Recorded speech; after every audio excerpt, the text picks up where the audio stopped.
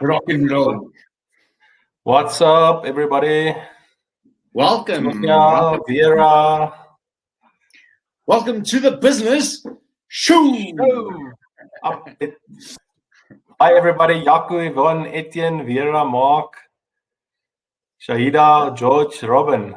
Welcome to the show. Cool, guys. So welcome. We've got a really cool show today. So if our internet bombs out a bit, I don't know if it's the rain or what it is, but horrendous the last couple of days. Bad, really, really bad. But cool. Let's get into today's show. So welcome to the business show, another episode of the business show. Welcome to everyone. If it's your first time that you're joining, welcome back to all our Mastermind members, Sonia, Vera, everyone else that's part of the Mastermind. And today we've got a really cool show for you. We are speaking to Stephen from Boston, and he's from Yin Yang of Sales. So last week we interviewed Vinesh. So Stephen is Vinesh's partner in business. So we'll talk a bit about partnerships in business and how that influences their business and how they leverage off of it. And then Stephen's also been to a lot of the courses that I have. So Robin Banks, that was previously on the business show as well. So Robin Banks and John D. Martini and Tony Robbins and all that. So he's also acquired quite an amount of knowledge from a mindset perspective.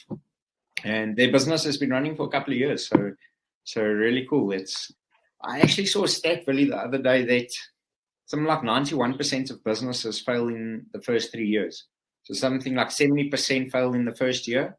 And then of that 30% that survive, I think another 50 or 60% of that 30% fails in the year after that. Yes.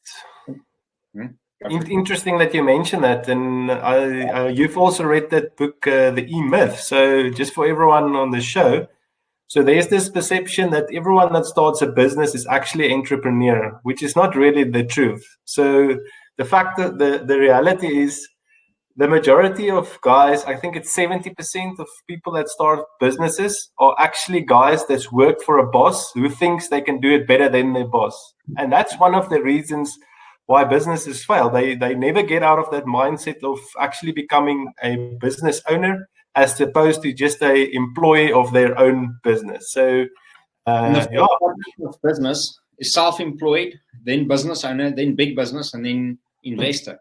Yep. And we've spoken before about the levels of business. So you get your red, or infrared, red, orange, yellow, etc. And there's a different levels of business to go through. And the thing that differentiates someone that's self-employed versus someone that's running a business is your team. If you're running the business by yourself and you're still the guy executing everything, you're self-employed. You created a job for yourself, working for a crappier boss than what you had before. So people start a business for freedom, for money, for time, for all these different things. And 5 years later, they've got less of everything. So exactly like that. So if you guys want to read an interesting book, just go read the book about, the book's name is E-Myth by Michael E. Gerber. It's a really great book. And what's quite nice is I see that they've niched down in various industries. So there's a E-Myth for lawyers, E-Myth for businesses and stuff like that. So yeah, quite cool. Maybe Sonia, just remind me that I share it on our WhatsApp group after the show. Michael actually has a 40-minute video on where he explains about the E-Myth. And he says the reason why small businesses don't work is because the people who run them do.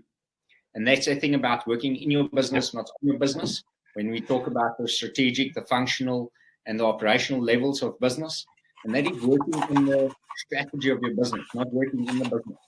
So it's about setting and planning your business, planning and goal setting. And guys, on the boot camp, we'll see how important it is. So we had another session on the boot camp this morning, and just how important that goal setting is, the people that you spend your time with. What's your emotions and your habits? So how's your thoughts affecting your emotional state? And how are you allowing other people that's outside of you to affect your emotional state? So I actually saw something, Willie, I think it was Robin Banks that said it. He said, so we work harder to make more money, to buy a bigger house and a bigger car to impress people that we don't even know. Exactly. Like what is the point? Cool, Eugene. So I think without further ado, let's get our guest on for today. If you can maybe introduce him. Yeah, so send Stephen a message and then I'll quickly do introduction. Willie left the room. Willie, you still there? I am, yeah. Internet is crappy. Yeah, yes. Infrastructure in SA, huh? Cool, guys. So, Willie, I think let Stephen know that he can jump in the call. And while he's jumping on, I'll do a quick introduction. So I met Stephen about 5 years ago. And now I currently send all my sales guys on their training. So yin yang of sales, and they do sales bootcamp where they train sales guys. And I personally send my guys there.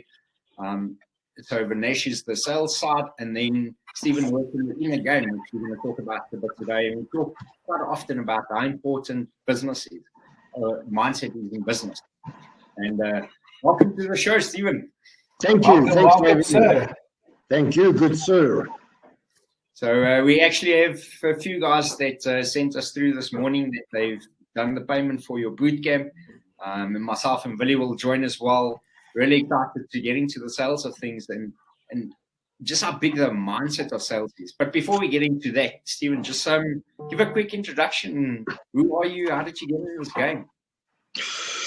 Well, firstly, like you, I am an inhabitant of planet Earth, and that is the common denominator of all of us beautiful humans on the strange planet we've landed on. So, yeah, listen, I'm just Stephen van Basten. I'm 56 years old, born into a strange family, born in a strange town onto a strange planet, and trying my best to find my way around it, work out what works and what doesn't, and understand the laws that govern this particular inhabitant. So, I've spent my life just searching for the meaning of life, what this is all about, why we're here, and then what do we need to do just to eke out a better living for ourselves and our family and our friends and any of the people who have personal development and financial wealth and high on their values. So people who are in my opinion, we all grow. The people say there are one or two things that never change and that are given. The other one is growth. Every human being will grow. There's just some of us who want to grow a bit quicker. We all make R1 million eventually. Some of us take 5 years, some of us take 4 years, some of us take 3. But the others of us that want to speed that cycle up, we want to move it from $1 million a year to $1 million every 9 months, every 6 months, every 3 months, and then heaven knows, could we get to some of these guys that are earning $1 million US every second just on interest in their bank accounts? It is possible. So the journey is just the journey. Like everyone else, we're on the same journey. We're all growing. Some of us just want to speed it up, and I'm interested in those people. Those are the people who really interest me. I have no judgment. If you want to just continue as you are, you'll get there eventually, wherever there is. I have a very firm belief that nothing can change my destiny. You can't change my destiny. I can't change my destiny. The government can't change my destiny. My destiny is there, and in my opinion, it's 10,000 years away, right? That's my true destiny. So nothing on the way can really mess with that. All we can do is change the journey. We can tweak the journey. We can choose different paths. And that's really beautiful. It's we have a lot that we can take control of, and some that we can't. So something that you mentioned, something that stands out for me, and it's a saying that I mention on our internal groups and stuff quite often, is the meaning of life. For me, life has no meaning. There is no purpose to life, or there's no bigger purpose. Your life is about procreation. So what is the meaning of life? And that's our purpose, is to give it meaning. Yeah. The big thing about that is people don't know what gives their life meaning. And so they attach it to external objects and external people and external relationships, and they go through life without meaning. I think that the true measurement of happiness is sitting at the end of our life and looking back. Did we achieve the full potential that we are put on this earth to achieve? So we go to work, we do the same thing every single day. We never push ourselves. We never move forward. And like you say, we don't shape that journey. And what ends up happening is we live our life, a mediocre life. We never live to the full potential. So we were mentioning on the bootcamp this morning, are you achieving what you're supposed to be achieving? are you achieving what you were born to achieve? Are you becoming the person you were born to be? Yeah. And through this growth and learning that we can achieve this. Agreed. So, that it's laugh. Eugene, that ties in so well to that conversation we had earlier this week, where you said, "What do you want out of life?" People don't get things because they don't know what they want. Yes. And this is exactly now. It ties in so well with that, and I mean, it's something for all of us to learn. I'm also a firm believer that I'm where I'm at in this life because of the sum total of decisions that I have made. I might not have control over everything, but there's certain things where I've said yes to and no to, and until you realize that, it's difficult to go forward. We sit and we blame external factors, and we say, life is as it should be. This was meant to happen. And I strongly disagree with that, because the person that's lying on the couch for 8 hours a day and the guy that's out there taking action and exercising and growing his mind can't both say life is as it should be. You have a big influence on your journey. So I think we have two options. We have two options in life. One is everything's in order, and the other is everything's not in order. So something went wrong. There's a mistake. God or the universe or something went wrong, and that second option is too scary to comprehend, because it's much easier. It's much easier to make sense, even though we may, from where we stand right now, we may not understand what's going on, but from a cosmic perspective or a divine perspective, I truly believe that if God is all-knowing, all-potent, all omnipresent, etc., then everything is going as it should, even though we don't understand it. And we like this idea of duality. We like this idea that God created everything, but that includes cancer, COVID, death, TB, malaria, but we don't like the yucky stuff. We like the good stuff, but not the other. And so I think we need to come to terms with the fact that exactly what you said is that we are 100% responsible for where we are right now, and I believe in reincarnation. So I take that back to a whole bunch of the sum total of my lifetimes has brought me to where I am, and I'm so grateful. Yep. Nothing went wrong. I want to dive directly into a deep question. Beautiful. How do we? So you mentioned in the beginning, the meaning of life is to live our purpose. How do we define our purpose? How do we discover our purpose? I feel so many people live purposeless. Yeah. They just live on autopilot. It's almost like they live in the Matrix. Paycheck to paycheck.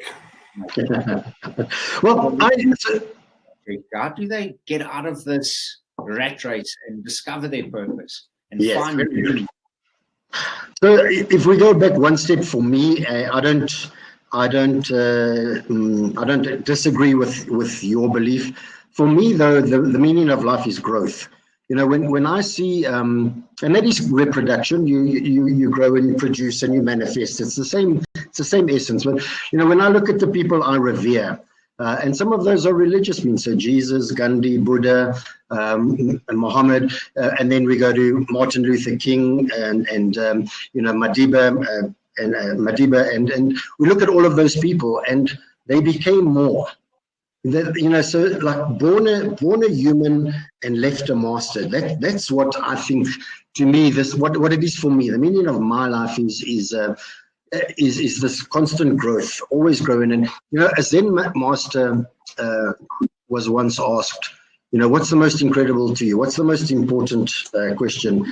And when you die, and the question was, did I do everything with all I was given? Did you do all with all you were given? Did you do the best with all you were given? So you say at the end of our lifetime, did we achieve our full potential?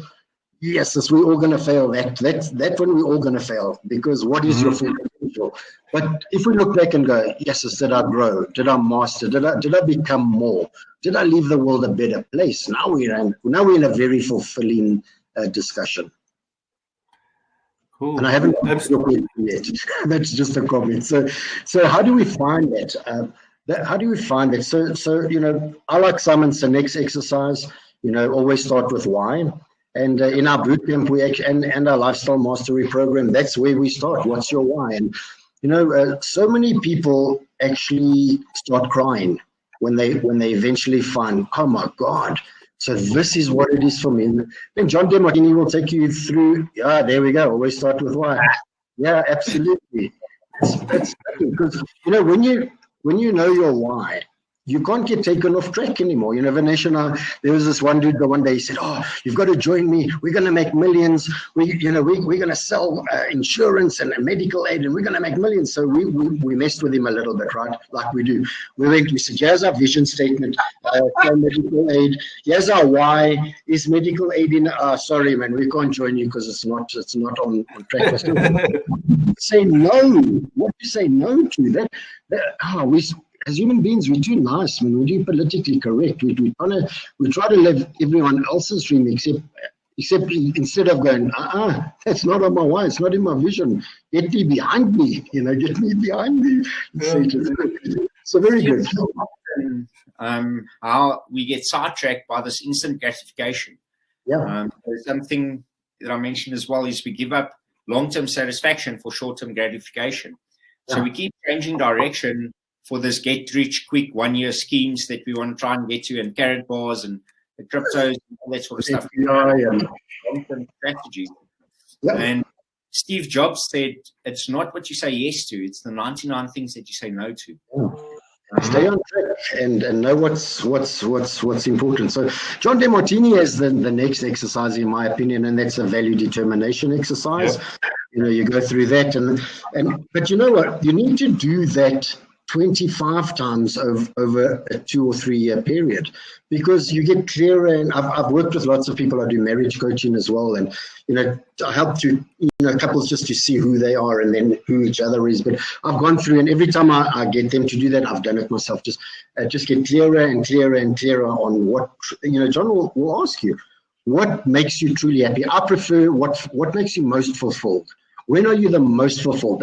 When you answer that question, and then the second beautiful question, how do I make a couple of million a year doing exactly that? And those are fundamental questions. Those are powerful questions, eh? Yeah. And the beautiful thing is, the more you ask your beautiful brain, the more it will answer you.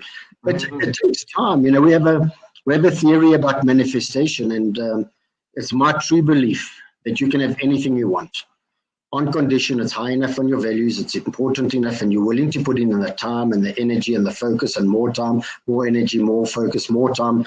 Big things manifest in a 2-year period, in my opinion, or at my state of mastery. When you're Jesus, then you multiply the loaves and the fishes immediately. When you're Stephen, it takes 2 years to perform those same miracles. Is it something I said when he left the room? Yeah, I see, but his internet's up and down, so it's okay, no worries. Just on the manifestation part of it as well and the value dissemination, people, or I find generally, we don't achieve what we want because we don't know what we want. Yes. So if you want the right answers, you need to ask the right questions. Yes. Your mind will search for those questions. Yes. You first need to know what you want. So Robin Banks says, what are you after? Yeah, what are you after? Yeah, absolutely. What are you after? We're going to achieve it. So we talk a lot about relationships as well. Not me. Relationship, company, and all this sort of stuff. But we don't know what we want, and we end up repeating the same. So like we keep teaching the same lesson until you're ready to learn it. So we go through the same process over and over because we're not clear on what we want, and that is such a part of defining your destiny. So and the issue with that also is that when you change your mind all the time, your beautiful brain gets confused. So it was working on this thing, and now you're giving like this thing, and then the next thing, and you never give it enough time to, because we're just a frequency. We're a frequency. We're a vibration, and we attract into our vibration. Cauliflower vibrates to the vibration of cauliflower. So we're vibrating, and we're telling our beautiful brain, vibrate me a new car, but then we say, okay, vibrate me a new girlfriend, and then I don't mean that. Don't read anything into that. Oh my word. And then break me a new house, and then break me a new job, and your brain's going, what the fuck do you actually want? Man? So, of course, time, and who was it? Einstein said that compounding is the eighth wonder of the world. We believe, Vinesh and I, that actually repetition is the ninth wonder of the world. And in a way, repetition is compounding. You compound in the same thought over and over. So once we've done 2-day sales bootcamp with you guys and rest or the lifestyle mastery program, what we do is we support our people for an entire year, every Monday from 10 a.m. to 12 p.m. 2 hours, just repeating what's your vision, what's your mission, what's your USP, what's your deliverable. You know, visualize the home you want, visualize the car you want. So two bros, you do that for an entire year, every single day. I promise you'll live in that house. You'll drive that car. But we're too lazy, man. And that's what John says. It's got to be high enough on your values. If it's not, it's just a New Year's resolution. That's why some goals you achieve, those are the goals that are important enough. The goals you don't, it's New Year's resolution. I should eat more lettuce. I should stop smoking. I should drink less. I should go to the gym. I should enjoy visits with mother-in-law. They're all fantasies, man.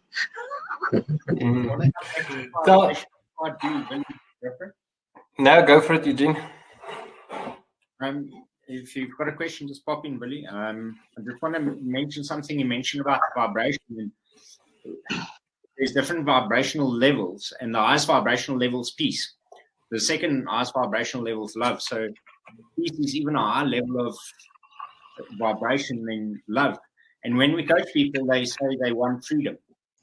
Okay, what is freedom? And then they mention it's 2 days or 2 weeks away on holiday. And okay, what do you do for the other 50 weeks of the year? Die. Hate your job. It's actually not just freedom from a work perspective or money perspective. It's emotional freedom. And that's where the vibration comes in. It's peace. What do we all want? It's peace. Into your purpose. What do you think about that? Yes, absolutely. I love, even though it's decades old, maybe even a century old now, I like the concept of Maslow's hierarchy. You know, we're all moving towards self-actualization, which I've recently realized is actually self-validation, when you just accept yourself for who you are and nothing outside, neither praise nor what's the other word, curse bothers you. People go, I think you're an asshole. I go, yeah, you're absolutely right. In your paradigm, I am an asshole. Yeah, whatever. You're absolutely right. Except if it's my wife, that does annoy me. But if she calls me a chop every now and again, and she's absolutely right. But so this self-actualization, self-validation, and in the Eastern philosophy would be the enlightenment. I mean, that enlightenment is, and that peace comes from an inner knowing, like I said earlier, and I have an inner knowing and nothing can change my destiny. You can temporarily change my path, but that's it. And even in that temporary change, I'll find some benefit. It'll benefit me. So you can't do anything to me that bothers me. Or you can't say anything to me that bothers me, because I couldn't give a shit. I have an inner knowing of who I am, where I'm going, what I am, who I am. And if you're in my tribe, I love you. If you're not, I bless you. But leave me alone. Mm-hmm. Yeah. Don't try I think it's quite important. Yeah. We spoke about it this morning, about how thoughts can fog your mind, and how clarity and all these things can actually, make you just help you to make better decisions. Yes. And so I think there's a saying which says there's no right or wrong, there's only consequences. So whatever your decision, just live with it, Just live with it. So there's another nice thought that I have, and I don't think anyone's ever said it before. I think it's quite original, that when two people are having an argument, they're both right from their paradigm. Yeah. From their paradigm. They're both absolutely right. And I've started to realize, it took me 55 years, that if you pro something and someone's con something, there's no use chatting, there's no use debating, there's no use discussing, and neither of you is going to change. You might as well walk away and find someone who's aligned. Yeah, so it's a joke. It's an absolute waste of time. Stephen, would you say is one of the most influential people in your life? Yeah, there are a couple. I guess the quickest, easiest, and most pertinent to this show would be John DeMartini. He had a massive. I spent hours and hours and hours. I'm a DeMartini trained facilitator. I've done breakthrough four times. I think I've facilitated with John a couple of times. He's given me chapters in my books. I've written 5 books, so 3 of them I've got chapters from him. Yeah. He's a good guy. We were acquaintances. I wouldn't call him a friend or anyone else because I don't do friends. Friends are a pain in the ass, right? But we know each other and we chat, and if I email him or WhatsApp him, type him, he'll reply. But so he was probably from this perspective the most influential. I started karate at 5 years old. That was with my father. That was extremely influential on my life. That just takes you in an interesting place. But then, NLP. I did my first fire walk at 21 years old with an NLP coach, and I have an NLP coach at the moment. And I'm an NLP practitioner and master coach, blah blah blah. But NLP, amazing. Then spiritually, there was somebody. I have a spiritual guru that I won't talk about, but that really changed a lot for me. At the moment, spiritually, transcendental meditation. Oh my gosh, it's just my word. It's just something. What is that transcendental meditation? Quite into the meditation. What's that thing with the Buddhist? I think it's Kaprivishka or something. The state of bliss or the state of nirvana. Just remember that we get back to that, Willie. But what is the or the meditation that you're talking about now? Yeah, so firstly, it's not a religion, and you don't have to give up your religion to join. It's just a meditation methodology that really works. I've tried a lot of meditations, and they're all kind of activity based and outcome based, like what color did you see, or what master appeared, or what did you feel, or what message did you get. Whereas transcendental meditation, basically you have a mantra. It's a vibration. It has no meaning, and it just takes you down into a beautiful place of the creative energy. I call God. They don't. They call the creative energy, and it's just a beautiful, blissful place that is equated when you transcend. There's a whole bunch of alpha wave activity that happens. There's a coherence. Your left and your right brains synchronize, and it's akin to 20 minutes of meditation is about 3-4 hours of the deepest sleep you can have. So the first thing it does is it's a stress reliever. And I've been active for 3 years now. I meditate 20 minutes in the morning, 20 minutes in the evening, and I've been about 99.5% regular. So you miss now and again, but that has been, especially through COVID, it's so beautiful. During the most dastardly of times, you can just go into meditation, find this place, commune with God for 20 minutes, and just feel really, really stunning and come out of it. And that also just gives you a feeling that you can throw anything at me, we're going to be fine. Stephen? Yes. We have actually got a question from one of the viewers. Robin is asking, when or what was your major mindset change to get you where you are now? You know what? Yeah, it's a good. I have a favorite saying, and that is, if I could change one thing, I'd get good coaching sooner. So I started about 4 years ago with Action Coach. Very, very good, but expensive, man. Yes, as I tell you, when you pay that much for coaching, you listen. I know I have a theory. The more you pay for coaching, the more you get out of it, because when you pay that amount of money, you listen and you do everything the oak says, and you suck, as opposed to getting it for free, right? You're just sitting there going, I'm waiting for the oak to make a mistake so I can leave, right? So that was one of the things, and in that, one of the exercises was the five major inner game beliefs of the most successful people. I'll give them to you quickly. They're amazing. So the 5 inner game, and you can Google it. I'm bad with names, so I never name drop really, other than when I know someone well. But the inner game beliefs of the most successful salespeople and business people. Number one, I work for the best company on earth. Number two, my products are world class. Number three, I am enough. You know, T.R. Eker tells us you can never earn more than your self-worth. If that's true, as an NLP coach, all I have to do is help you with your inner belief, your inner self-belief, your confidence. And the way you do that, there are a couple. One is listen to the Desiderata every day. Beautiful. Number two is just, you know, like make a goal, achieve it, pat yourself on the back, and just grow self-esteem that way. It's 100% I said to my NLP coach, I've got number three, I'm holding it, don't worry, I'll come back to it, right? My NLP coach, 3 years ago, I said to Gail, you work on my self-belief so that I can earn more money.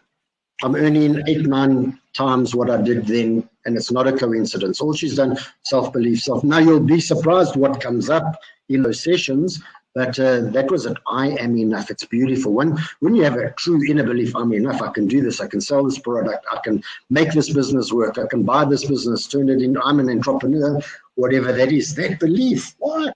The number four is the one definition I work on with business people, hours and hours and hours. This is the big mistake most entrepreneurs make. They don't know this, they don't get it. I'm able to differentiate my product in such a way that makes sense to my prospect. I know my unique selling proposition. I know what makes me different, but like unique means no one else has it. Yep. Then your niche market is the people who want your unique offer. They can't go anywhere else. Beautiful. Okay, it might take you a year or two to find it, but when you hit that niche, it's like an oil gush. And the fifth one is my prospects are better off having bought from me. In other words, I bless people with my product. Now, if you get 10, 10, 10, 10 on all five of those, you wouldn't be on this call because you'll be a multimillionaire cracking it. Because so if you've gone, I've got all of those, and you're poor, you're speaking back, right? Excuse my French. So I ask everyone, just give yourself a score on that. I work for the best company on earth. My products are world class. I am enough. I can differentiate my product, and I believe my prospects are better off having bought from me. If you have that belief system, you know, this is the greatest objection handling tool in sales. I bless people with my product. Because if you believe you bless people, you won't go to leave blessing them. You'll sit there and argue. You'll sit there and overcome more objection over objection over objection. Ask for the order, because you know you're blessing them. Yeah, purpose. Yeah, very good. All right. Did I answer that question? Yeah. So Stephen, actually you mentioned that the fourth one was differentiate your product, and that's something which that's a very, very common mistake. Is it true that any business you can actually differentiate? I'm in the accounting industry, and a lot of guys say you can't differentiate, which I believe is not the truth. Yeah. So, you know, when we talk about this now, the yin yang of sales in our bootcamp, we're the only people that will do this. So Vinesh will do unique selling proposition, right? But then we'll delve even deeper into this. So your company has a unique selling proposition. Every single product will have something unique about it. And then the inner game one, what's unique about me? So if you're an accountant, what makes you different? What makes you unique? You know, and you know, we had one lady, she was in sequestration, and we eventually got her to a point where she said, you know, I was sequestrated 10 years ago, and it was a terrible thing. And now I've spent my whole life just getting a system together that takes all of the guilt and the shame out of that process. Now, if I was going to sequestrate, I'd go to her rather than some kokololi who's got a zillion rand and has never gone through that process themselves. So there's always, listen, you know, when you get into, we've done lots of work with estate agents. Now, what's the difference between Pangolin and Golding and Remax? You know, and then now you've got to get down to something like, you know, I've been in the game for 25 years. I love houses. I know this area so well because I've lived here for 20 years. If you want a house in this area, I'm the only one you can come to. Don't get me joking. She only moved in. She doesn't even live here. She lives in Linden. So I believe there is something, but it is often difficult to find. But you And have to tell me, find Stephen, it. If you don't find it, here we go. Here's our quote. Sorry, I know I'm a little bit rude, but it's just enthusiasm. Here's Venetian, my quote. If you want to charge a premium, you have to find your unique selling proposition. Otherwise, it's just quote based. The lowest quote wins, the lowest quote wins, the lowest quote wins. If you want to sell at a premium, you have to have your unique selling proposition. You need to give it like this. Now, one of Venetian mine is, for example, we believe we're the only sales company in South Africa that's 100% black owned. He owns the company, I work for him. Yeah? We're the only sales company in South Africa that does this inner game business, personal development, and sales training in one course. Because 1 + 1 = 5. When you have the inner game aligned with the outer game, you're unstoppable. But no one's doing it to the degree. There's no one on earth who does. John DeMartini has owning the traits of the greats. We have owning the traits of great salespeople. There's no one else that does that shit. So I know you cannot. In fact, we had a discussion today about CETA. You know what the problem with us getting accredited with CETA? Our stuff's so original. Because at CETA you have to find something it equates to. Well, there's nothing. There's nothing. No one does this like the way we do. So now that's our unique selling proposition is actually a bit of a negative. But yeah, we can't find something because no one does it. It's unique. And is there some tools that you can recommend to the guys if they're trying to find out what's their unique selling proposition? Yes, of course. The first tool would be join us on our sales bootcamp. That is the number. There you go, guys. We will share the links and everything on her group. Yeah, but the other is just ask your beautiful brain. Ask your beautiful brain, but it's got to be important enough, because otherwise you're gonna come back with the first answer and go there. And so when you do this exercise, what you've got to differentiate, excuse the pun, is it's not your value proposition. Your value proposition other companies share. It's your unique selling proposition. What makes you unique? And so you can't go price, you can't go quality. Everyone claims that. You can't go, oh, we really care. You've got to get something that's truly different. Like no one else does this. And just ask, just do the process, write it up, ask yourself every day for the next 6 months, and your beautiful brain will answer. But humans are lazy, and we need coaches. We'll sit with you and force you to go through it. That's the difference. I was on coach training today, so we have to do certain amounts of CPD points to keep our accreditation for the coaching as well. And the difference between coaching someone that's coachable and someone that's not coachable. So there's a thing I heard a while ago, it's transcending levels of consciousness. And that basically means what you mentioned now is going deeper. We come up with the first answer, what's our purpose? And the first answer is, okay, that's my purpose. Go deeper and deeper and deeper into moments of awareness where we can actually get to the core of what our purpose is. I want to share this a bit, Stephen. So through the years of doing, so I've been a coach now for about 5 years, and the USP is critical because I charge more than most coaches in South Africa, but that's because I'm Congratulations. I'm a marriage officer, and I think I'm the second most expensive. And that's because I'm very unique, and I know my niche, and I know my market, and I actually, on purpose, market to the rich.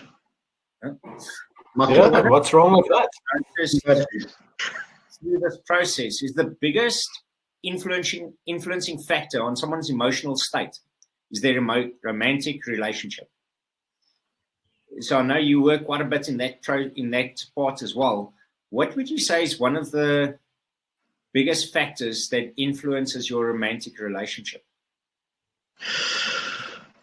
So listen, can I answer another question while I ponder that in the back of my head? I think that I'm just buying time for my beautiful brain to answer that. I'm 56 years old now, it needs a little bit more processing. I'm still running DOS. I thought you were going to say No. Let's not go down there. I do have some stories about that.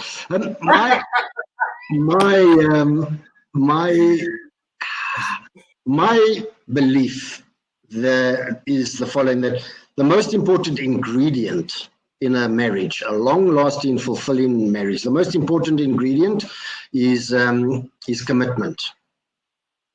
Okay. A commitment to stay married and be happy for 60, 70 years together. Because, bro, I mean, both of you are reasonably good looking. If you're married, you've had some offers, you've had some cute girls. So why don't you look at your marriage and say, because girls are interesting, right? They look at other marriages and say, if he was with me, it would be like that. Okay, so we've all had some, and even if it wasn't a marriage offer, it might have been, why don't we just test drive this thing for the weekend to see if it could work? We have to overrule our animal nature, because the animals, when a dog goes on heat, the male dogs all have a fight, and the winner covers the dog. Right? That's kind of, if we were to be really honest, we kind of animalistic that way. We would go there if that were the rules, right? But we overrule that animalistic nature with our will, and we got to go. Mary, you look really cute, and I'm sure making love with you would be beautiful and stunning, and we'd never forget it. But I'm married, and I'm not going to say yes. So it's a commitment, despite the route. And Action. yeah, and we can now bring this into business. It's a commitment to make your business work no matter what. It's a commitment to phone. It's so simple, and we can help you. We can help all of you. It's so simple. We've got our Rags to Riches program, which is our 2 hours per week for a year after you've done bootcamp. Simple. 45 minutes or so of the inner game. Write out your why, write out your vision, write out your mission, unique selling proposition, a deliverable, elevator pitch, so that you're reminding. Then we go through your dream, what's your dream home, your dream car, and come back to that. Let's come back to that, because we're in COVID versus how to manage COVID and etc. But we go through that, so we get nice and pumped, right?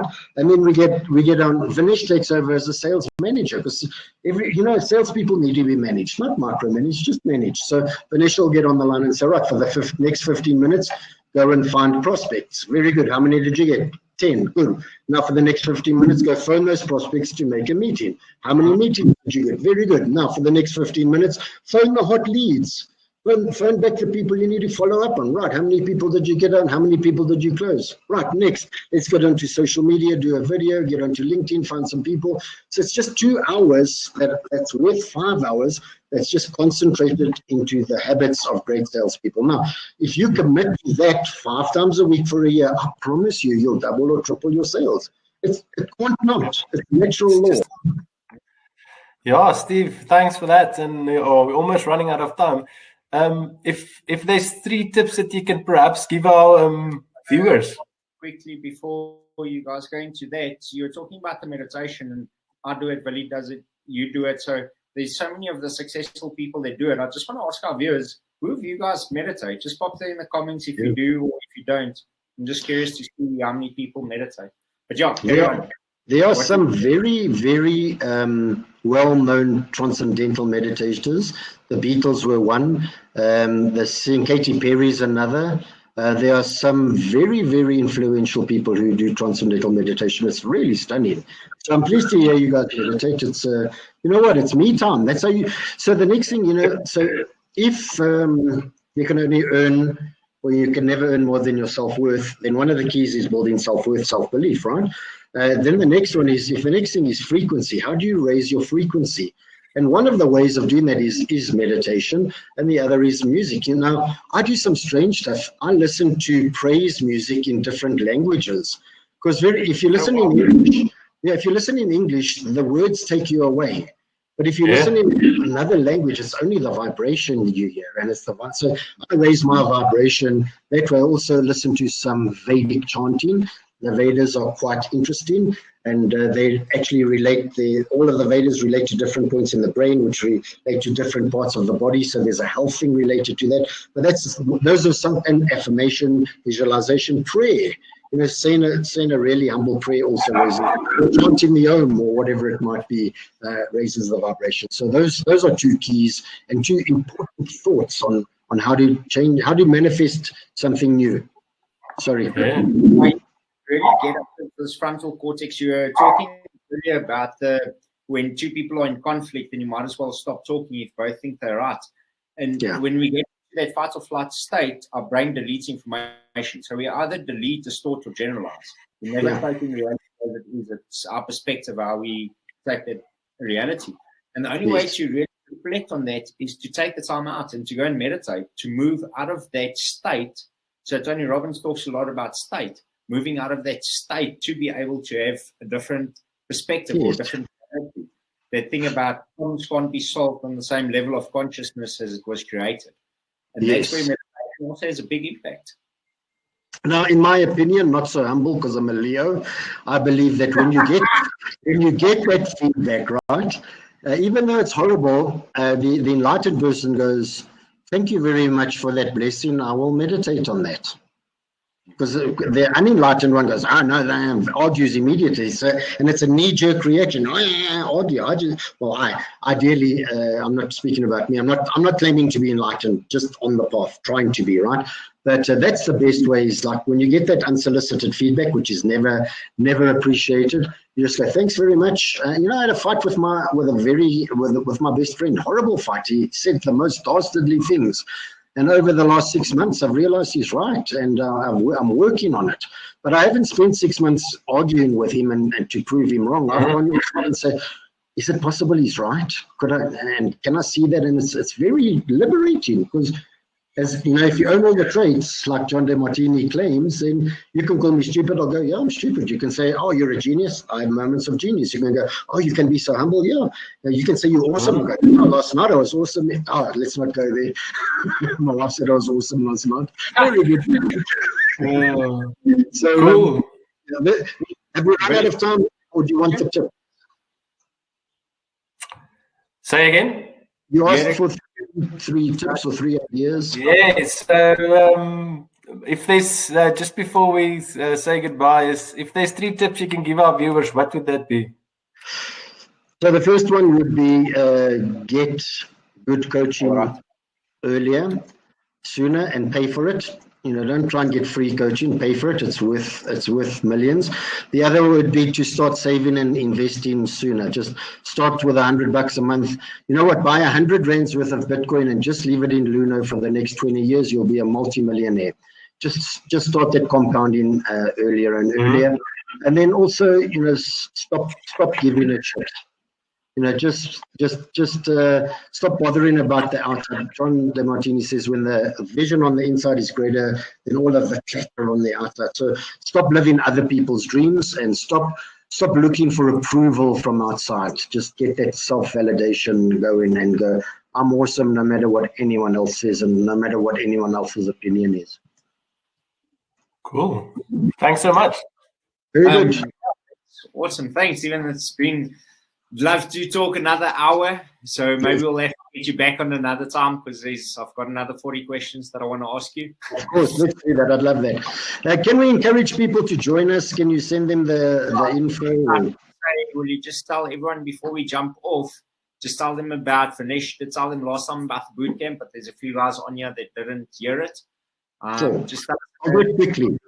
I'll do it quickly. So we have, during lockdown, we recorded 26 modules, 1 hour each of our entire sales bootcamp. Now, when we do it 2 days live, we get through about 14 hours. This is 26 hours, and we start with why, etc., etc. But we do all of my inner game stuff. But Vinesh handles objection handling and asking for the order and power questions and cold calling, etc., etc. So it's a comprehensive business, personal, and sales development course. Normally, if we were to do that live in the room with us, or live on the webinar, it would cost 12 grand. But because we've recorded it, we let that go at 1,000 rand or 999. So what we'll do is, if you pay 999, $1,000, we'll put you onto Google Classroom, and then you can go through the modules one at a time. At the end of that, we'll put you onto our X to Riches program, where we'll then go in a game and then have the sales manager meets for 1 whole year. So that's 126 hours we will give you for $1,000. It's crazy. It's crazy. Really, really great value. Yeah. So we'll details on our mastermind groups and on our bootcamps as well. So Vinesh should send us on all the details. I see that a couple of guys that joined. But we'll share it again, and we'll share it on all our pages because it's insane value for money, guys. $1,000, like I mentioned last time, I paid 10 grand per person that I send to Vinesh and Stephen. So $1,000 to get that same amount of value, absolutely insane. We'll share the details after the group again, and we'll pop it on the email as well. Stephen, really awesome having you. It's been an awesome experience, really fun. Likewise. And exciting at the same time. So I think that's the bridge for taking information, is finding it entertaining and finding something valuable that will change your life, and the balance between that. Life's about balance, huh? So really joining us, and we'll definitely get you on the call again. But we'll send a few delegates your way as well. Stephen, thanks so much for your time, and maybe just send over your address and I'll come and pick up a wine bottle or two. Eh? Yeah, I've got plenty. You haven't even seen under the counter. I've got one. No, that gopher is never going to catch me again. After half a bottle of wine, I'm stressing here. Let's remind everybody to take over. But guys, thanks to the viewers. Cool, guys. For the show. Without you, we can't do it. Stephen, thanks for your time. Next Thank level. you so much. Oh, man, thanks for your time and your inputs. Guys, see you again. Cheers. Cheers. Bye.